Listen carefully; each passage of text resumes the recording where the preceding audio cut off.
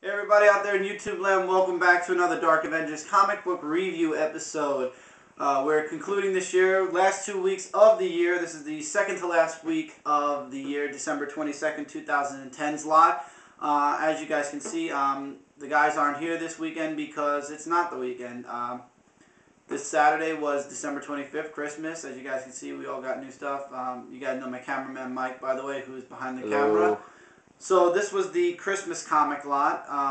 First and foremost, because Saturday was Christmas, I hope all of you out there had a very Merry Christmas and got everything you wanted. If not everything, at least most of the things you wanted. We sure did over here. Yeah, so due to the fact that first was Christmas, and then as you guys can see behind me, on Sunday we had a nice little thing called a blizzard over here. And then Monday we were taking care of it. This comic book review is being shot on Tuesday and hopefully will be uploaded the same day that I'm shooting it, which I probably will upload it today so I can get it up and out of the way. One more week of comic books, then we're going into 2011. This week's comic books really, there was very few disappointments to practically none. There really weren't that many disappointments at all, which is good because you kind of, when you know the year is ending on a good note, it means 2011 is going to start off on a really good note also, and it's going to lead in. It makes you look forward to what's coming in 2011. I absolutely am looking forward to what's coming in 2011. A lot of events are being mentioned. Fear itself for Marvel, DC Comics with their covers, and with the War of the Green Lanterns. A lot of really good things are coming. I will be doing a video probably this coming weekend, rounding up this year. You know, the highlights of 2010, seeing what I can get, bring together really quick. Next year's will be a lot better, like I said, because I'll be working from the first week on the best comic books and the worst. Also, I'll be working on my channel, but that's something else. That's for an update video, which I'll be shooting in January. Anyway, December 22nd, 2010, right before Christmas.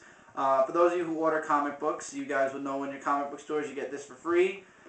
The Marvel 2011 comic size calendar.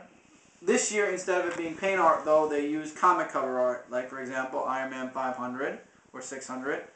I'm sorry, I can't remember. The Secret Avengers and the New Avengers and the Avengers, Spiderman and Thor covers, Ultimate Comics, Captain America. And then when you get into, and they also highlight all the comic book events. Speaking of which, this October 22nd, New York Comic Con. I missed out this year. Will not miss out in 2011. I promise you guys that. I will order tickets early this year to make sure that I don't miss out on it. Okay, so that's your freebie. When I say pick it up, absolutely pick it up. It's something nice to just hang somewhere in your room. Those of you who watch Brooklyn Boys, you see that calendar hanging in my room when we're doing the 360s and whatnot. Okay, let's get into the comic books, which is why we're all sitting here watching this video, right? So, the worst comic of the week, I'd say. Well, you know what? They actually renumbered it. So let's just say Ultimate Spider-Man 151 was the biggest disappointment of the week. Basically, no Spider-Man in this issue. It involves Black Cat versus Mysterio. It involves Pete, Bobby, and Johnny talking to the old supervillainess. And it involves Gwen coming back home. She tells Aunt May that her mom doesn't want her around anymore. And then on the very last page, Iron Man shows up to pick Pete up for his superhero training, his after-school superhero training BS. Anyway, the artwork is a little bit better. I have to admit the artwork has gotten a little bit better. One really big problem I had with this issue was almost everybody in this issue was cursing. You can't go past one page without somebody cursing. Gwen, the supervillainous woman, I mean, it's really not necessary to have all of your characters in one book cursing. You know, Mysterio, Black Cat, come on. This book had more curses or more censored words than any comic book I've seen in a very, very long time. You don't have to curse. This is Spider-Man. I mean, if you're looking to destroy him before you kill him, you're doing a really good job. I'm really slowly losing interest in Ultimate Spider-Man. I don't think I'm going to make it to the Ultimate Spider-Man death. I might be dropping this soon. This is just stupid. It's Ultimate Spider-Man, the Ultimate Universe in general has become retarded. It really has. I think they did this on purpose because they want the mainstream universe to be good, and the Ultimate Universe was just doing too good or too much better than the original universe, so they had to crap it out. So, I don't know. But I'm really just not enjoying Ultimate Spider-Man at all anymore. Since they restarted the title, I have been not liking it at all. Okay, Another comic this week. What if Dark Reign? What if Hawkeye killed Norman Osborn and he went through with all his plans? So basically, Hawkeye kills all of the new Avengers, and now he's public enemy number one. The people want costumes to be abolished completely now, and basically in the end, Hawkeye dies. And that's where it basically just ends. The new Avengers, everybody's going after him. So he ends up dying, and that's it. And the second feature with Deadpool, Venom Deadpool, well, it was a waste. That basically was a waste of a 4-part series. I'm glad I didn't get the other 2 issues that brought the whole 4 parts together. But anyway, it was an okay what if. Basically, nothing would have been fixed, Siege wouldn't have happened, and Hawkeye'd be dead. That's the only real major difference. Wasn't really worth picking up at all, I'll be honest. So if you missed it, you didn't miss anything. Okay, rounding up Fantastic Four, number 586.3. The countdown is at 1. In the next issue, somebody is going to die. And in this issue, everybody is left in a situation where they can die. So they really are leaving it till the last issue to find out who's going to die. Sue is left in Atlantis, and now more saying they want her dead. Mr. Fantastic is on the other Earth, and Galactus is destroying it, and he's got to save people. So that world's dying, so he's in a death situation. The Thing, who's not the Thing at the moment, and the Human Torch are fighting off these bug-like creatures from the Negaverse. And, yeah, so all of them, all the characters, all the main characters in the Fantastic Four are in situations where they could die. So one of them is going to die. We just don't know which one yet. But it's all of them have the potential to die right now. There's nothing, not one more than the other is in trouble. They're all in the same kind of situation. It's really good. I'm enjoying it. I actually might stick around after 3 just to see what's going on with the first family of Marvel.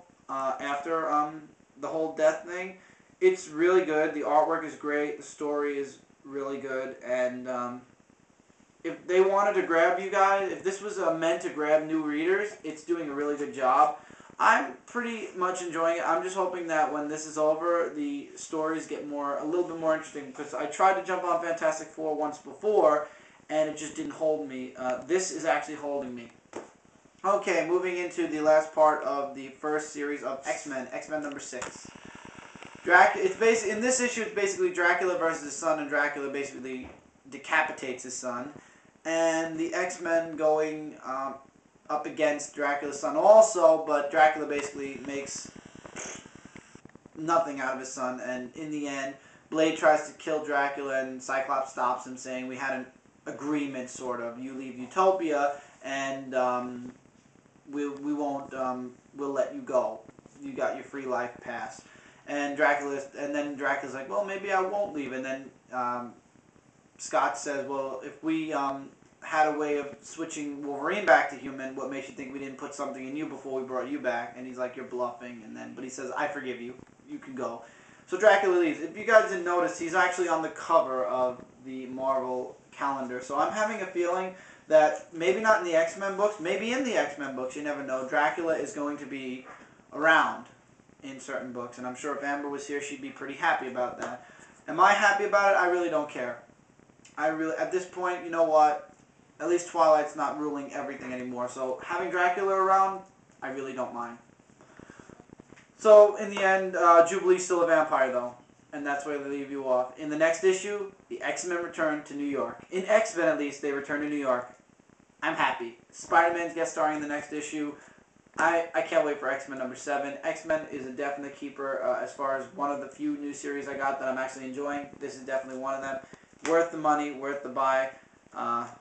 Just wish Emma Frost wasn't in the X-Men for some reason. I just don't like that. Which leads us into a return. A return of a series that I dropped 2 months ago, which I am picking up again and not regretting a moment of it, of course. Uncanny X-Men 530, Quarantine, Part 1, and Uncanny X-Men 531, when you're done scanning that, Quarantine, Part 2. We're going to talk about 530 first, of course. Okay, there's some type of sickness going around Utopia. So everybody on Utopia is now on basically house arrest. They can't leave the island, nobody can go on the island, and nobody can go off the island. And everybody's getting sick. But while back in California, this guy called the Loeb creates like this kind of serum thing that turns 4 people into the old-looking X-Men. One is has Archangel's powers, one has Cyclops' powers, one has Jean's powers, and one has Beast's powers, and one has Iceman's powers. And basically, they're going around one-upping the X-Men because the X-Men are busy right now with their own sickness, so they can't help the people in Los Angeles or anywhere else for that matter. But there are a few X-Men that are still in California that are helping out, Storm being one of them. So basically, this issue ends with Wolverine being one of the latest victims that is sick. That's the cover. And the new X-Men, I don't know, I call them the fake X-Men. The fake X-Men are about to stop a robbery, which then leads into part 2, where you don't see what happens with the fake X-Men, but it turns out they stopped the robbery, and Scott ends up being sick in this issue. He gets sick with this virus, and he tells Angel to watch these fake X-Men and let him know what's going on until this whole epidemic or pandemic plays out. And Wolverine has to get to Chinatown because in this issue something's going down in Chinatown and he has to be there to protect them, and he can't because he's sick and his mutant powers have been turned off. So now he's suffering from blood poisoning to everything. He's dying basically. So they have to cure everybody before Wolverine and everybody else dies. And Scott says, we'll take care of it. Just stay here. We will take care of Chinatown. And that's all you hear about Chinatown, really. Then you get into the Loeb and his X-Men, how he wants them to be the new face. He basically says that people are only afraid of mutants because they can't be mutants. So he's trying to, in a way, create this kind of serum that turns humans into mutants, at least for a little while. So, and they're not liking it, the X-Men. And basically this issue ends off with Emma Frost is doing her thing with Sebastian, and her, Kitty Pryde, and a few other people are talking to them, and she's remembering how she became the White Queen. And then Phantom X, I love him. He just drops Sebastian off the ship, and she's like, what did you do? What the hell did you do? And he's like, oh, please, I just saved us some time of, oh, woe is me. 6 hours of that, which I thought was awesome. And then also Storm and the X-Men that are left in California confront the man, which is here, who is causing the trouble in Chinatown. So Scott Summers stays true to his word and stays taking care of Wolverine's problem because he can at the moment. So I'm happy I got back to Uncanny X-Men. This story is really good. I really thought that the Emma Frost story was going to be the thing that dominated this comic book for a while, which it wasn't actually. It's more of a side story, and what's going on Utopia is the main story. I'm glad I got back into Uncanny X-Men. Of course, the story I leave, it's pretty good. Now what can you do? I'm going to stick around on Uncanny X-Men. Really good. Really, really good. I liked it.